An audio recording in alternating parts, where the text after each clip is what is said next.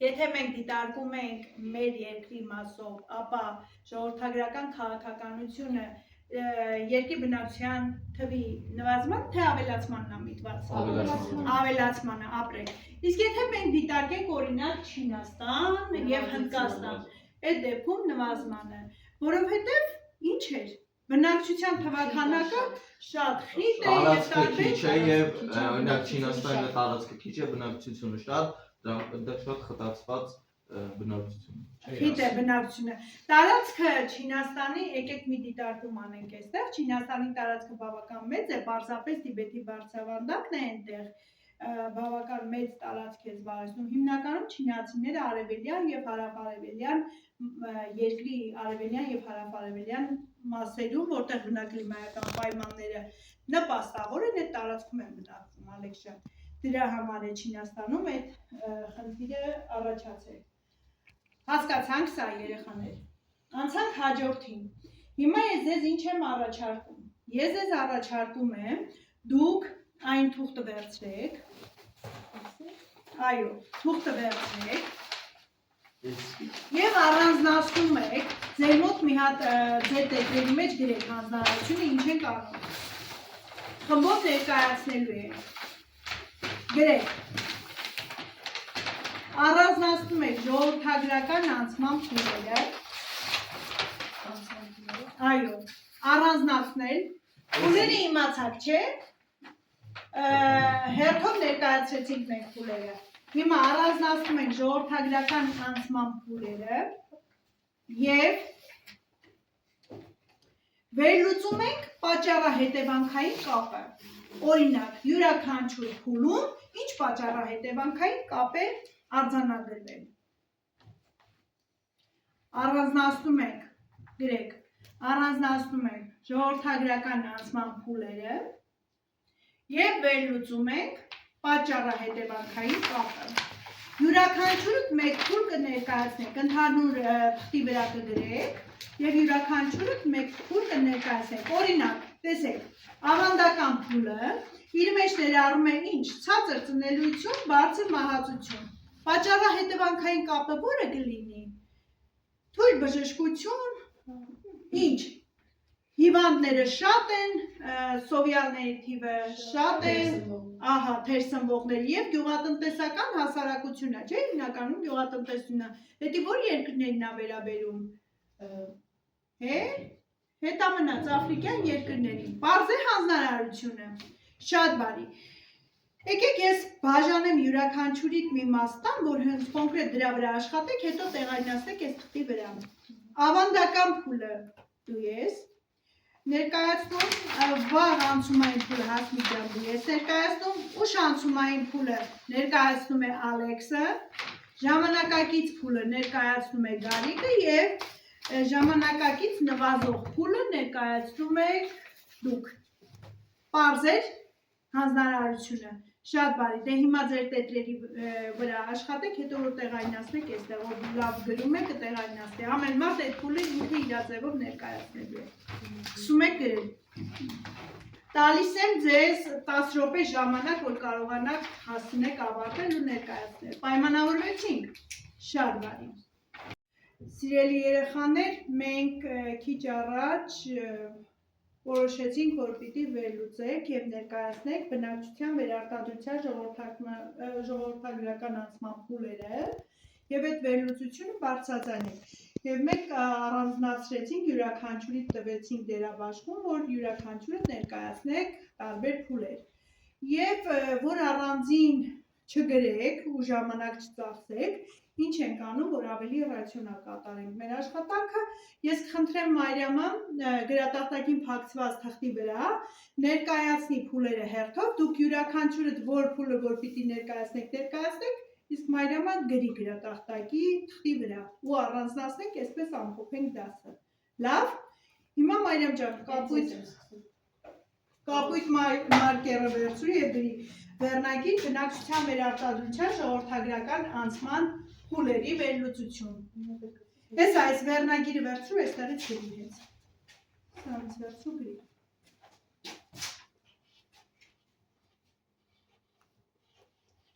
Բոլորդ ավարտել եք, չէ՞ աշխատանքը։ Շատ բարի։ Բնակչության, վերարտադրության,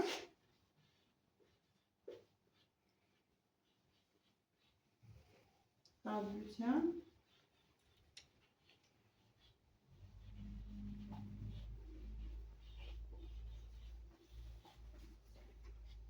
ժողովրդագրական անցման,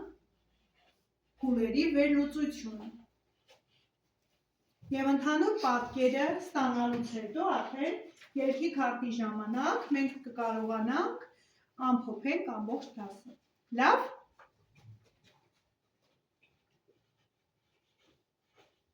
Անցման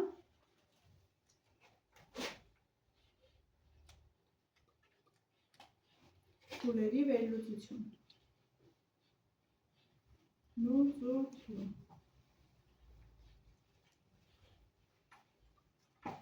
Լավ,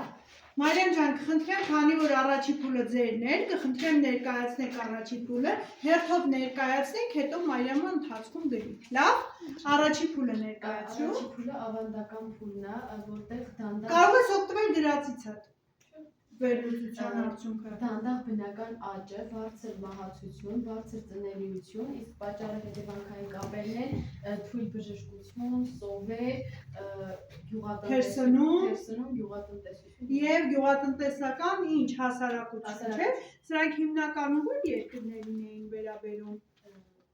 աղքատ երկրներին։ Եվ հետամնաց երկրներին։ Լավ, Հասմիկ ջան, մինչև ինքը կգրի, դուք ձերը ներկայացրեք։ Երկրորդը տպահանցումային փուլն է, որտեղ կա բարձր ծնելիություն, մահացության կտրուկ նվազում, արագ բնական աճ եւ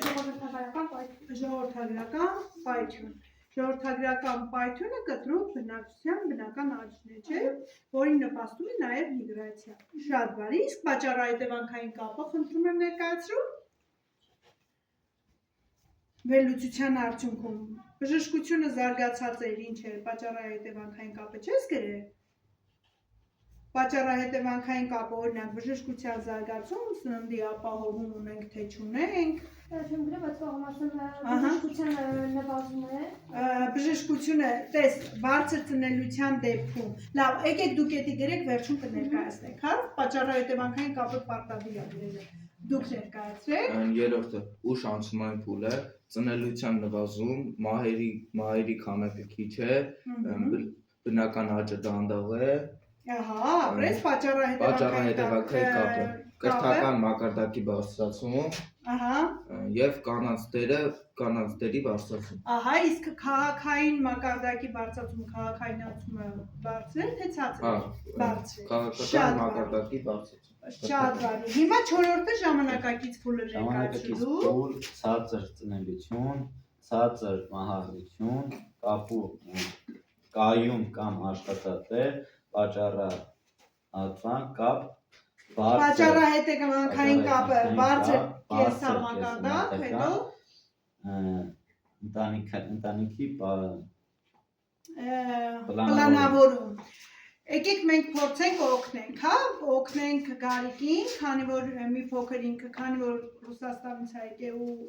խնդիր ունի նաև տերմինաբանության հետ կապված, մենք պիտի օգնենք Ալեքս ջան, ոչ թե ժպտանք, որ ինքը չի կարողանում տերմինները ճիշտ արտաբերել։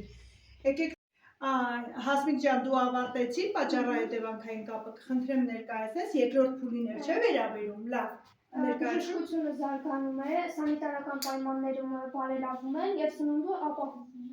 Ահա, շնորհակալություն։ Եվ այս ամեն ինչ այս 5 փուլը իրար հետ, որ մենք քիչ առաջ քննարկեցինք եւ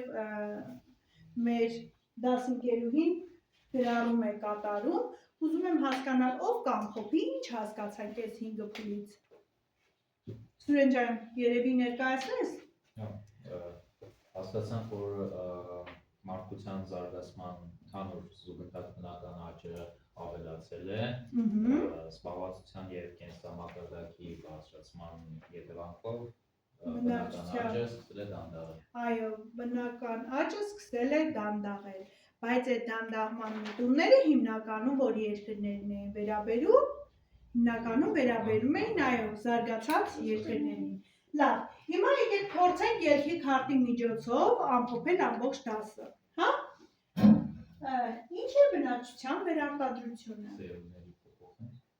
Սերունդների հերթափոխն է։ Լավ։ Ինչ է բնական աճը։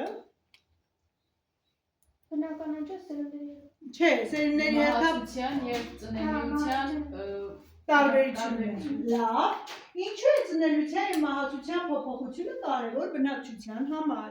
Որ արտադրի բանը պահպանվի ինչը ժողովուրդը վերարտադրողականությունը, այսինքն բնակչության թվաքանակը։ Լավ։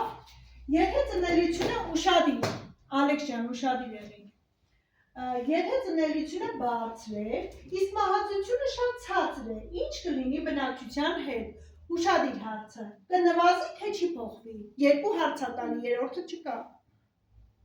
Ասում է, եթե ծնելիությունը բարձր է, իսկ մահացությունը ցածր է, ինչ կլինի բնակչության հետ։ Կնվազի թե չի փոխվի։ Չի փոխվի։ այո, չի կարող նվազի, եթե մահացությունը ցածր է։ Ահա, եւ բնակչության ծնելիությունը բարձր է։ Շատ բարի։ Ժողովրդագրական անցման որ փուլում է ծնելիությունը սկսել նվազել։ Մենք փուլերը ներկայացրեցինք, որ փուլից է սկսել նվազել։ Երրորդից սկսեց նվազել, այո։ Որն է տարբերությունը առաջինի եւ չորրորդի միջեւ։ Եկեք մի հատ վերհիշենք, առաջինի տարբերություն, առաջինը ո՞րն է։ Այո, առաջինը ավանդական փուլն է եւ չորրորդը ժամանակակից փուլը։ Ժամանակակիցի ժամանակ արդեն ծնելիության մակարդակը ցածր էր, մահացությունը ցածր էր, կայուն կամ շատ դանդաղ բնական աճ ունեինք։ Իսկ ավանդականի դեպքում ծնելիությունը բարձր էր, բարձր մահացություն, այո։ Եվ այս դեպքում ինչներ, այստեղ ինչներ խնդիրը պատճառը հետևանքային կապը, բժշկությունն էր, սովերն էին։ Ահա։ Եվ գյուղատնտեսական հասարակություններ հիմնականում։ Շատ բարի, տարբերությունը հասկացանք։ Հիմա հաջորդը, ինչպիսի խնդիրներ կարող են առաջանալ, երբ բնակչությունը շատ արագ աճում է։ Բնակչության արագ աճը ինչ էինք կոչում ուրիշ բառով։ Պայթուն։ Ժողովրդագրական պայթյուն հասկացությունը, երբ որ կտրուկ աճ էր տեղի ունենում, մահացությունը քչանում էր, բայց ծնելիությունը բարձրանում էր։ Շատ բարի։ Հիմա ընկերներ, վերջում ինքնաստուգում, ինչպես բոլոր դասերի ընթացքում ինքնաստուգում կատարել, մեր համար այսօր ինչ էր թեման։ Հասկանալի էր, դժվար էր, լավ հասկացանք, վատ հասկացանք, ինչ որ բաներ բաց մնաց։ Ում համար էր հասկանալի, խնդրում եմ ձեռք բարձրացնեք։ Ովքեր դժվարություններ ունեցան ամբողջ դասի ընթացքում, կարող եք հանգիստ ձեռք բարձրացնեք, չէ՞ որ այդ դժվարությունները մենք նաև հաղթահարեցինք։ Դի ամոթ չի, որ դժվարություններ ունեցանք։ Ովքեր ունեցան դժվարություններ, թե վերլուծության հետ կապված ինչ դժվարություններ ունեցաք, օրինակ, տերմինաբանության, բառապաշարի որ չեն կարող ճիշտ հասավորենք մեր միտքը։ Ահա, բառապաշարի, դրա համար մի փոքր պիտի սկսենք շատ կարդալ եւ շատ մեկնաբանել։ Ահա, վերլուծությունը հեշտ էր։ Կարողացաք վերլուծությունը իրականացնել։ Շատ բարի։ Այսօրվա համար այսքանը, շնորհակալություն համակ ուշադրության համար։